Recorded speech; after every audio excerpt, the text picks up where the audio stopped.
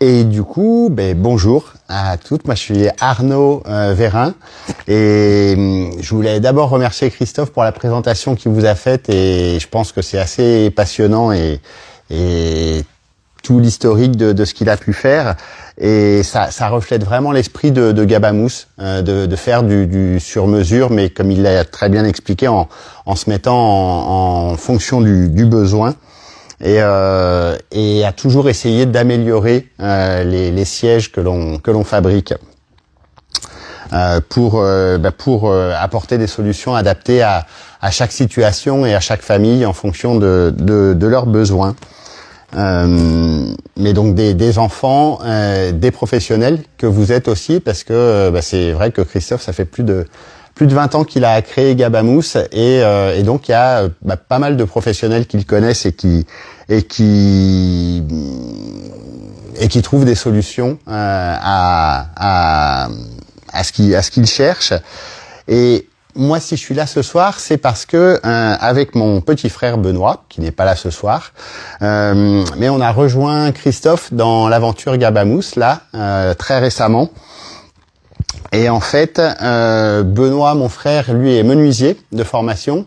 Et moi, de mon côté, j'ai créé une société il y a 25 ans dans le tourisme, donc rien à voir, mais avec des valeurs humaines fortes. Et là, aujourd'hui, ça fait vraiment du sens pour moi de rentrer dans l'aventure Gabamous et d'essayer de la faire évoluer différemment à trois et pas tout seul.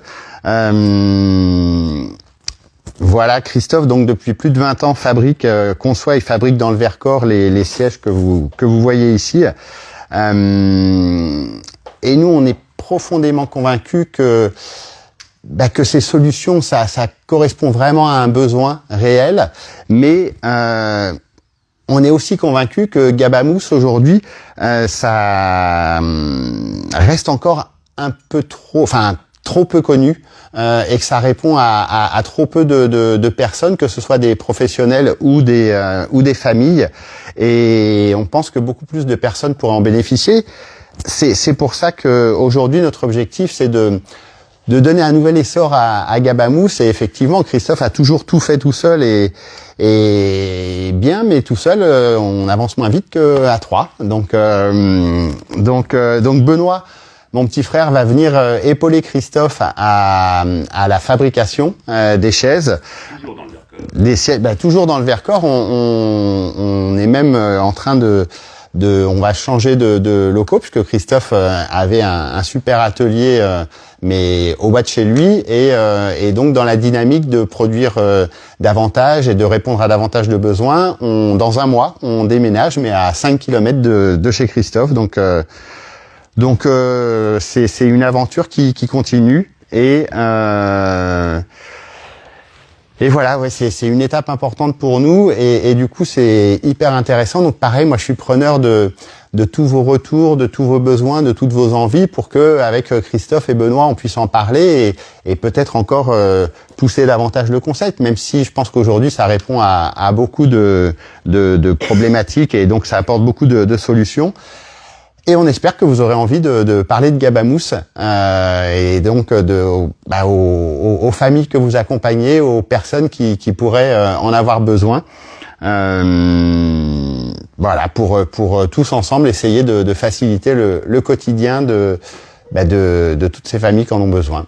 Voilà, donc c'était juste un petit mot court et rapide, mais pour vous dire qu'on est ravis de rentrer dans la famille Gabamous, quoi. Donc, merci beaucoup. Merci. Et Arnaud, est-ce que tu peux nous présenter un petit peu les fauteuils du coup que vous avez portés? Non, c'est Christophe. C'est Christophe qui va vous les présenter. Ça, vous pouvez peut-être économiser savoir, peut-être. C'était l'occasion, puisque on est là, vite fait, bien fait. Attends, Christophe, tu m'as mis un deuxième micro, c'est bon. Je sais pas comment ça se met. Toujours aussi débrouillard. Bah ouais. Je suis pas manuel comme gars. Et Amandine, du coup, peut-être, je sais pas si ça... Alors, vite fait, et puis très ouvert à la remarque, à la question, bref. Ça, bon, c'est un modèle que on fait depuis un petit moment. La chaise Agathe. Alors, très souvent, chez Gabamous, le siège prend le nom du premier gamin qu'on a bénéficié. Donc, voilà, il y a beaucoup de prénoms. La chaise Agathe. Alors, la chaise Agathe, c'est une chaise qui est une excellente chaise, me semble-t-il, pour adultes, mais qui prend son vrai intérêt devant une table, pour regarder les cartes. Voilà.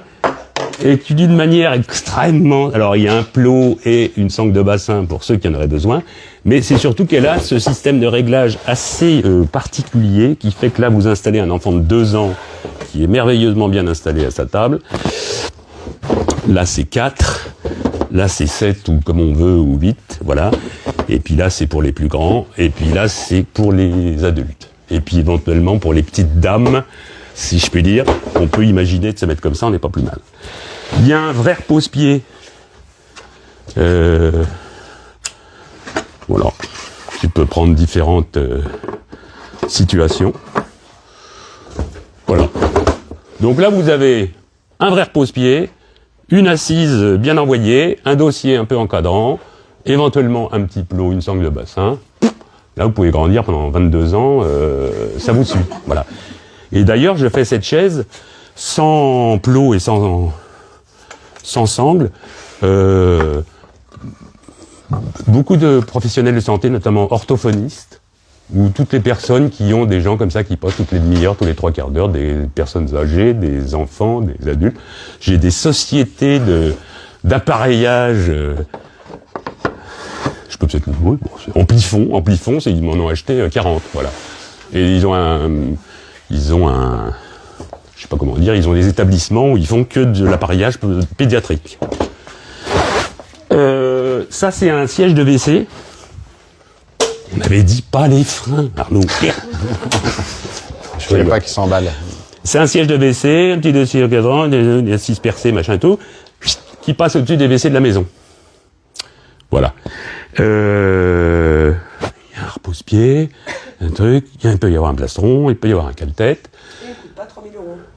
Ah ben, il coûte pas 3 000 euros. On va mettre le Gabamous, c'est aussi son tarif, accessoirement. Alors, chez Gabamous, non seulement on aime bien ce qu'on fait, tout ça, que pratiquement on le ferait gratuitement s'il fallait. Non, mais c'est déjà arrivé d'ailleurs. Enfin bon, bref. Faudra que je t'en parle, Arnaud. Non, mais. Je savais non, mais pas une fois par an, il y a un gamin qui a rien, même pas l'aide médicale gratuite. Bon, bref. Non, ce que je voulais dire, c'est que donc ça, c'est sur mesure du besoin. Donc ça peut être pour un petit, un tout petit, un moyen, un grand, un qui se tient pas mal, un qui se tient pas bien. C'est pas un corset siège, il n'y a pas de visée orthopédique, il s'agit juste de pouvoir faire pipi et caca chez soi. Voilà. Il y a de l'inclinaison, il y a un repose-pied, c'est lavable, il peut y avoir des sangles de pied si vraiment on veut, des accoudoirs, voilà. Ça passe au-dessus de tous les WC. Il existe le même pour les maternelles, il y avait une petite photo là tout à l'heure, qui passe au-dessus des WC de maternelle. Les enfants ordinaires ne tiennent pas sur les WC de maternelle. Les enfants extraordinaires, pas du tout. Voilà. Ça, c'est une version élaborée, on va dire, d'un siège de type Montessori, là, un siège qui se retourne, qui propose plusieurs positionnements. Donc, il peut avoir un dossier un peu encadrant, il peut avoir un plot, mais il a la particularité de pouvoir proposer plusieurs hauteurs. J'y suis là ou pas? Non. Voilà. Donc pour ceux du fond, c'est foutu, mais vous demanderez aux autres. Voilà. Là, on peut asseoir un tout petit enfant. Hein, c'est 17 cm de hauteur d'assise. Voilà. Avec un dossier et une assise. Non, je me suis trompé. C'est celui-là, le 17. Bon, enfin bref. Hein, là, c'est plus grand. Là, c'est encore plus grand. Clac, clac, clac. Et puis là, c'est carrément, c'est 6-7 ans. Voilà. Avec un petit plot, avec le dossier qui se met sur chaque assise ou chaque dossier. Et ben ça, vous dans une salle de... Mademoiselle. Bref, on va les laisser venir. Hein. Qu'est-ce que je voulais dire? Oui, là, vous pouvez affronter, on va dire, plusieurs gabarits très facilement. Pour finir, là j'ai un petit siège typiquement d'école. Voilà. Réglable en hauteur, réglable en inclinaison globale du siège, sur roulette, avec un petit repose-pied, ce qui permet d'installer l'enfant à une table qui n'est pas à sa taille, parce qu'il n'y a pas toujours ce qu'il faut. Ça, c'est quelque chose que je fais assez souvent, ça s'appelle la chaise Martin. Je vais peut-être pas tout dévisser, mais enfin, le plot se règle, évidemment, mais surtout, le dossier se règle en profondeur. Voilà. Donc, on peut suivre ou adapter à différents enfants. Non seulement le repose-pied se règle, mais il se retire éventuellement. L'assise se règle en hauteur et se règle en profondeur. Et puis, j'en parlais vite fait tout à l'heure. Ça, c'est un châssis assez élaboré qui va super bien. J'aime beaucoup ce côté années 50. Là, bref. Mais donc ça, c'est un siège exigeant. Ça, là, ça va pas dépasser la demi-heure. J'en fais depuis 25 ans des sièges comme ça. Hein. Je les appelle des coquetiers. Voilà. Parce que, en fait, c'est un coquetier de bassin. Et asseoir certains des enfants que l'on prend en charge, c'est aussi compliqué que de faire tenir un œuf dans son assiette. Voilà. Et ça, en fait, c'est... Je vais laisser un peu de place pour les suivants. Mais enfin, voilà, c'est une espèce de clé de bras, mais de bassin. Crac. Voilà. Et tout d'un coup, l'enfant découvre que il est capable de gérer son tronc, son regard, sa tête, parce qu'en fait, il n'y a pas le bassin qui part en dessous. Et ça, c'est... Même, il y a souvent des enfants qui vous regardent avec des yeux comme des soucoupes, hein, parce que ils savaient pas que c'était possible. Hein. C'est pas pour ça que ça dure, mais comme outil de découverte sensorimotrice, c'est épatant. Et donc, comme je vous disais, voilà. Par contre, on ne peut pas rester 3 heures. Les enfants ne peuvent pas rester 3 heures dans cette position. Clac. Voilà. Et puis ça, c'est le préféré de Arnaud parce que c'est très facile à déplacer dans le métro à Marseille. Non, c'est un simple plot de chaise scolaire ou pas. Voilà. D'ailleurs, si certains sont audacieux, je vous inviterai à l'essayer.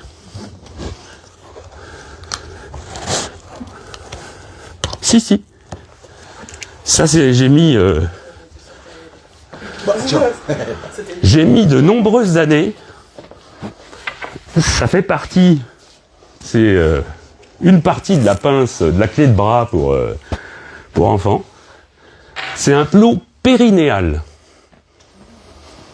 Et du coup, au bout de 2 heures, c'est un peu pénible. Mais par contre, ça n'écrase ni ceci, ni cela. Pop. Ça fonctionne. Non, mais les garçons, les filles, les trucs, les machins, tout le monde.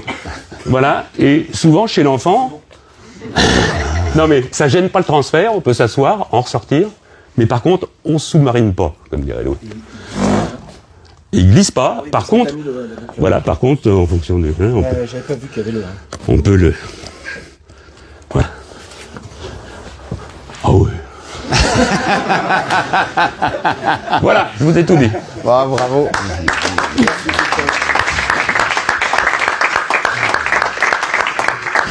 C'est dur de passer après toi. Mais non.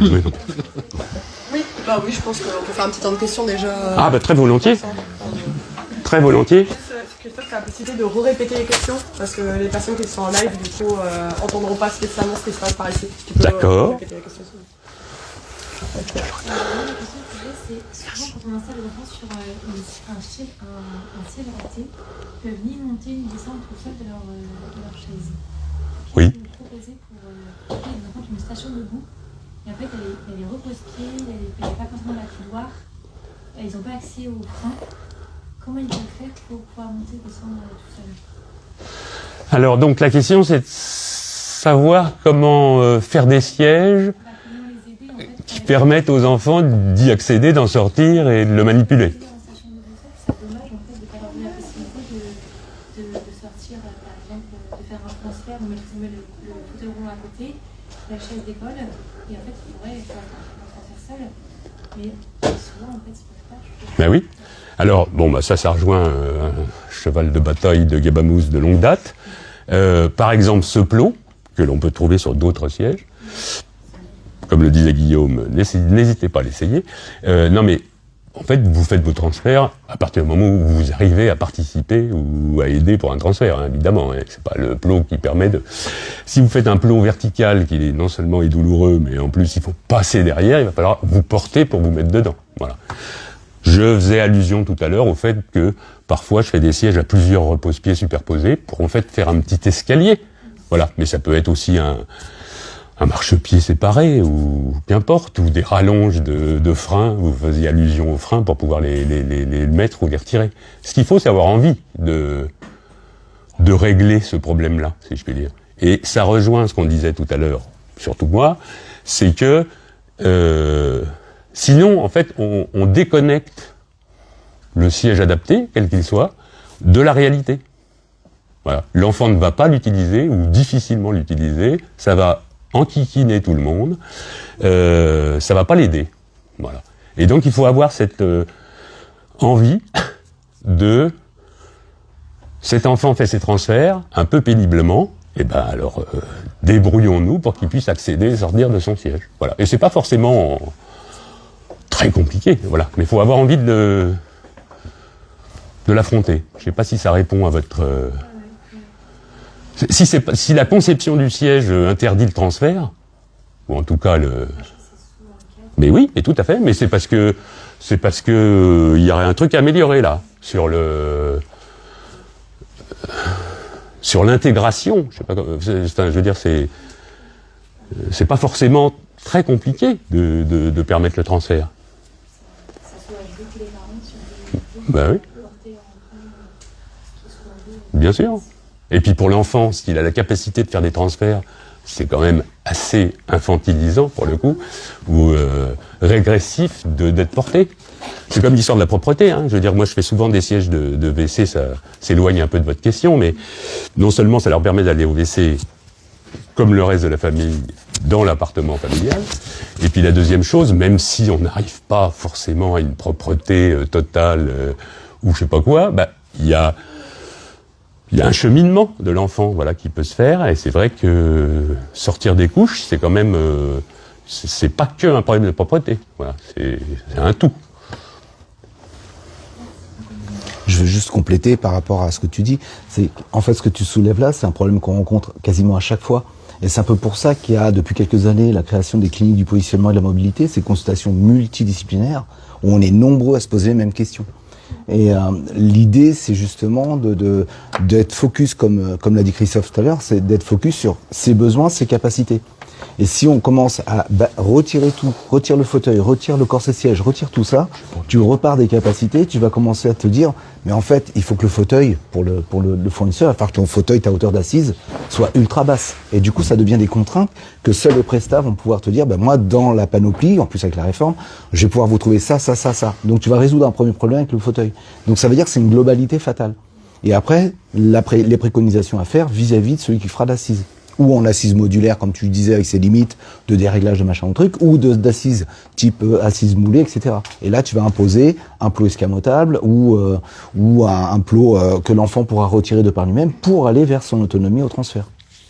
Donc c'est fatalement une réflexion qui se fait sur le long cours. La problématique, c'est ce que tu as dit tout à l'heure, c'est de pouvoir faire des essais sur le long cours. Parce que nous, moi je suis orthopro à la base, le problème c'est d'arriver, de faire un moulage ou de faire préparer à concevoir une assise sur mesure, mais on est à un instant T. Est-ce qu'on est certain que les caltrons, tu parlais de l'évolutivité des réglages, c'est justement, il y a suivre la croissance, mais aussi suivre notre analyse de la situation de la personne et en fait de voir que le caltron il n'est pas assez calant, il va falloir aller un petit peu plus, le pousser, le bouger un peu plus, parce qu'on n'est pas assez correcteur. Ou au contraire, il est trop correcteur, Un tétraplégique, par exemple, il va dire, moi, ça frotte trop, je peux plus aller, on va en parler, là, de mobilité, je peux plus aller ramasser quelque chose par terre parce que ton caltron, il me pousse trop et j'arrive plus à bouger. Donc, du coup, voilà, c'est plus une réflexion en amont dans la globalité. Voilà. Est-ce que vous avez d'autres questions?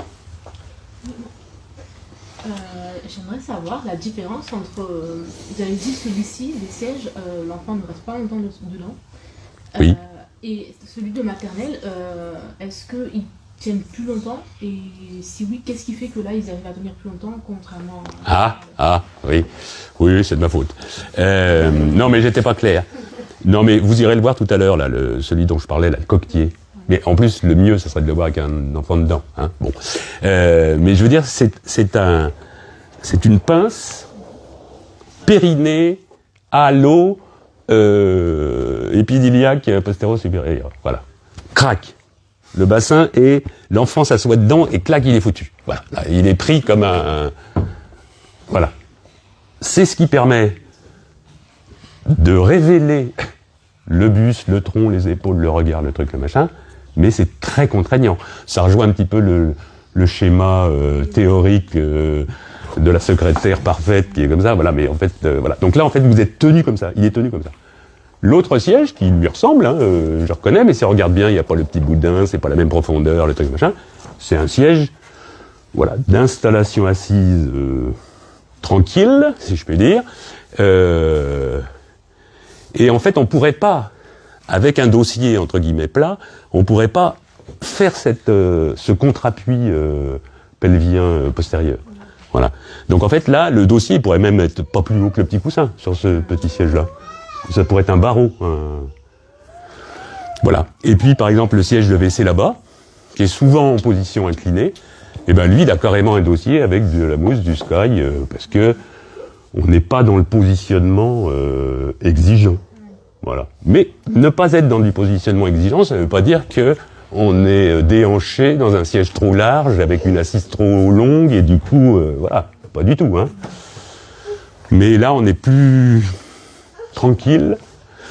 Là, on est avec les autres. Et là, on est avec la kiné, ou je sais pas qui, en rééducation. Voilà. Mais c'est vrai que ça saute pas aux yeux.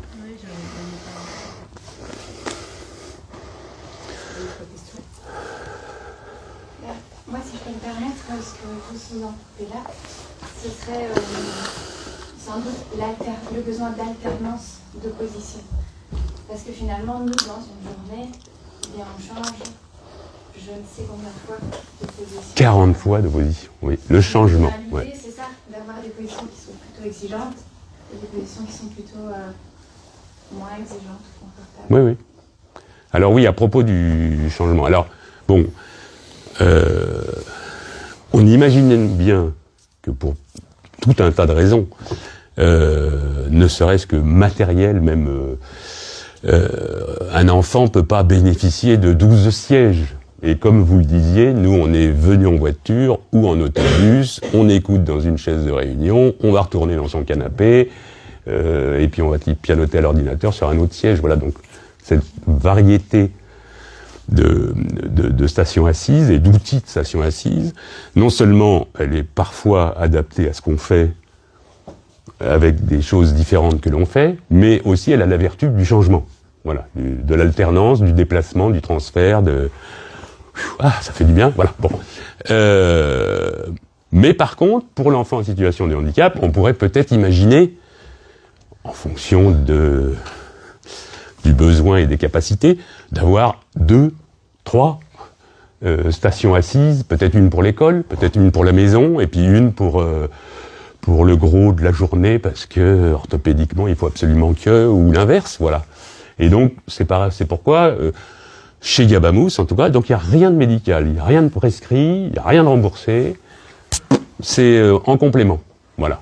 Ça marche très bien avec les MDPH, les MDA, les associations de parents, les trucs et machins. Comme on le disait tout à l'heure, c'est jamais des sommes, voilà, intouchables, mais c'est pour venir justement en complément, en différence, en alternance, voilà.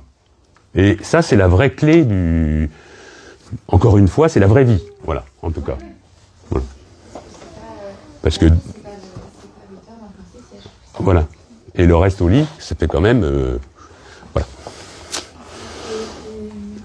Comment ça se passe quand, je sais pas, quand vous venez un patient à Marseille, vous vous déplacez Alors, vous l'avez compris, là on parle de mon exercice particulier. C'est un domaine que je connais bien.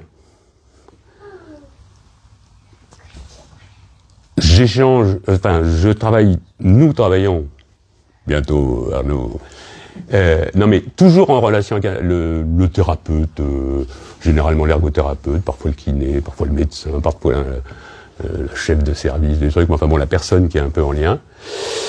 Pour deux choses. La première, c'est il faut que ce soit très clair par rapport à la démarche d'appareillage de l'équipe par rapport à l'enfant. Donc chez Gabamous, on ne fait pas de corset-siège d'échappatoire, si on peut dire. Là, on fait un deuxième siège, un troisième siège, et puis peut-être que l'enfant n'a pas besoin de corset-siège, hein, mais voilà, c'est pas du tout... ça ne se recouvre pas. Et puis la deuxième chose, ça permet d'avoir un cahier des charges, voilà, des choses un peu précises. Et ben avec ça, on fabrique des sièges pour l'Europe entière, et ça se passe extrêmement bien, parce que chez Gabamous, on sait aussi s'arrêter. Donc si on tient pas sa tête, si on a une grosse gibbosité, si on a une crosse fémorale ou tout machin, moi je sais pas faire. Voilà. Il faut voir l'enfant. Ah, je ne me déplace jamais. Sauf pour venir vous voir ce soir. Mais non. non, mais je vais souvent en région de Grenoble, Valence, tout ça, parce que c'est vers chez moi, puis c'est l'occasion de voir des parents, des enfants, des thérapeutes. Mais sinon, c'est un peu particulier comme exercice, je vous l'accorde. C'est quand même beaucoup d'années voilà, mais c'est surtout de savoir moi je sais quand je peux intervenir, et pas trop mal, et pas mal, et puis quand je peux pas, voilà.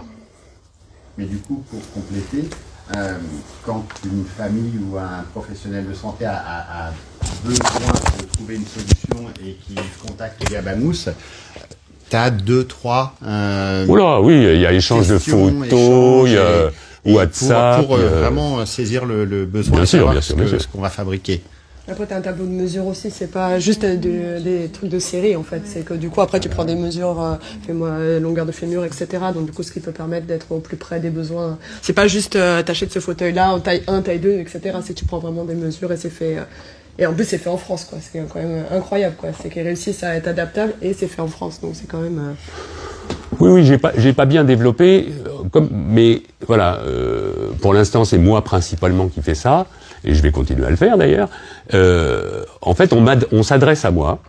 Voilà, on me dit, il y a le petit Émile, 4 ans et demi, très en retard de développement, date de naissance, taille, poids, machin, pouf, voilà, et il participe un petit peu à ces transferts, mais par contre, il a une hémiparésie gauche, voilà, et c'est pour aller à l'école, et les tables font 58 cm de haut. Voilà. Bon, bah alors moi, voilà, ça j'ai tout ce qu'il me faut. Après, je sais comment ça marche les sièges d'école, je sais comment ça va être utilisé, je vois à peu près comment sont les tables scolaires de 57 cm de haut, les hémiparésies aussi, bref, voilà. Donc c'est ça qui... Et du coup, ça permet de faire des sièges qui répondent aux besoins, même si orthopédiquement, ils sont un peu génériques ou... C'est pas du tout du corset-siège.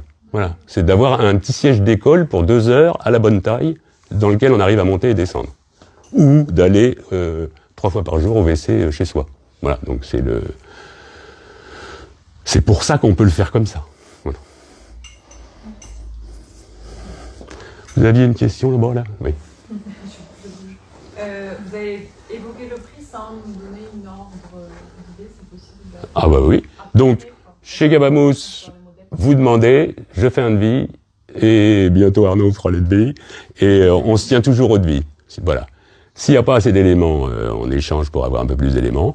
Et donc, selon le type de siège, selon le fait qu'il y ait un plastron, une tablette, un repose-pied, pas ou je sais pas quoi, et ben on est entre 280 et 700 €. Voilà. Voilà. Par rapport à ce qu'on a l'habitude d'avoir. Même avec beaucoup d'options dessus. Oui. Alors, pourquoi? Parce que, encore une fois, on aime bien ce qu'on fait.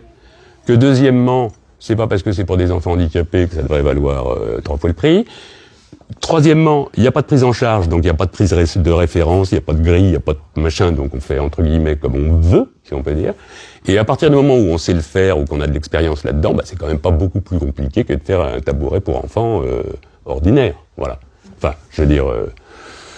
Donc s'il faut ça, bah, c'est plus 90 €. Si c'est ça, c'est 112. Et puis si c'est ça, c'est 58. Voilà. Et puis ça fait un truc à 682 €. Voilà. Voilà l'ordre de prix. J'ai jamais fait un truc au-dessus de 800, je crois. C'est beaucoup plus envisageable que les 3 000 à 4 000 balles qu'on met positionnement pour nos enfants de manière générale. Alors, ouais, il y a ça. Après, il y a le fait, encore une fois, moi je suis très sensible, j'ai pas l'expérience personnelle, mais les grands-parents, les vacances, le voyage de la famille. Là, j'ai un réducteur de WC Jonas qui est allé en Thaïlande, voilà, mais qui a très bien fonctionné, avec une grande dadais qui tient juste les oreilles. Et ben, ils ont pu faire leur grand voyage grâce à cet outil, si je puis dire, enfin cette aide technique, voilà. Et ben ça c'est super, voilà. Mais à la limite, ça n'empêche pas d'avoir chez soi. J'aime bien cette notion un peu de complément, c'est-à-dire que soit on a souvent des enfants qui ont pas besoin de tout ça, ou c'est un peu trop tôt pour aller là-dedans, ou ils sont entre deux tailles, ou je parle des sièges de toilette, notamment, voilà. Donc de modulation, en fait, c'est assez compliqué. C'est ouais. un des points que j'aime beaucoup chez Gabon, c'est le fait qu'effectivement, bah, il y a la question de la croissance déjà. Et effectivement, en termes d'activité, bah, il y a des moments où on aura plus besoin effectivement d'avoir de la matière à tel ou tel endroit. Ça paraît plus Je suis désolé. Hein. Je vous montre une seconde comme ça pour illustrer. Ah, j'ai perdu mon Doliprane, c'est pour ma bronchite. Ça, ce siège-là. Bon, beaucoup de sièges Gabamous fonctionnent comme ça. Si j'y arrive. On peut régler la profondeur d'assise.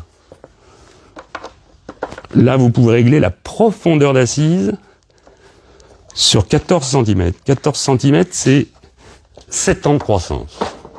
Voilà.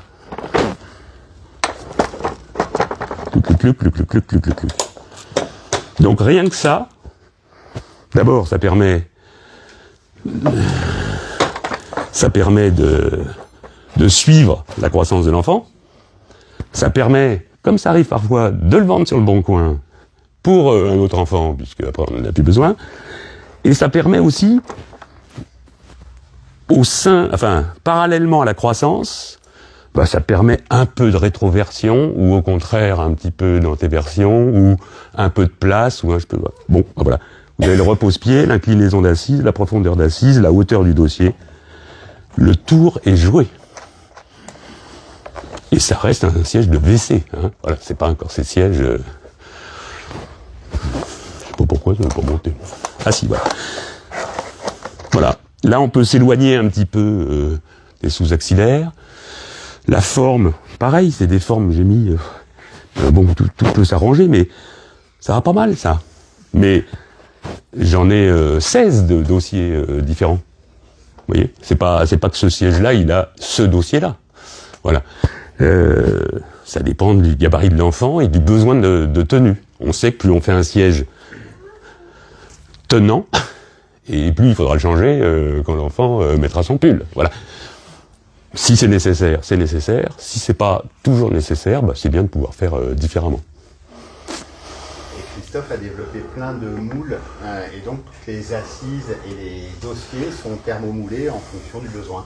Donc il n'y a pas un seul modèle de siège ou de dossier. Il y a le losange, bon, éventuellement, lui, qui est voilà, c'est un modèle très abouti, voilà. Mais sinon, tout le reste, c'est, comme je le disais tout à l'heure, pour le petit Émile, là, ou pour la petite Jocelyne, voilà. Il y a des grands maigres, il y a des tout petits bassins, il y a des enfants qui tombent dans le trou, il y en a d'autres un petit peu plus potelés, il y en a qui tiennent pas bien. Je fais exprès de parler simplement parce que en fait on peut l'aborder comme ça, voilà. Ben, si on tient pas bien, faut être soutenu. Si on tient bien, faut juste encadrer. Voilà. Si on participe, faut aider la participation. Si on participe pas, bon, ben, on se pense sur autre chose. Voilà. Vous parliez des tarifs, juste pour finir, mais sur le site Gabamous, vous avez toutes les chaises qui sont illustrées, photographiées, et donc il y a le prix sur le site. Donc,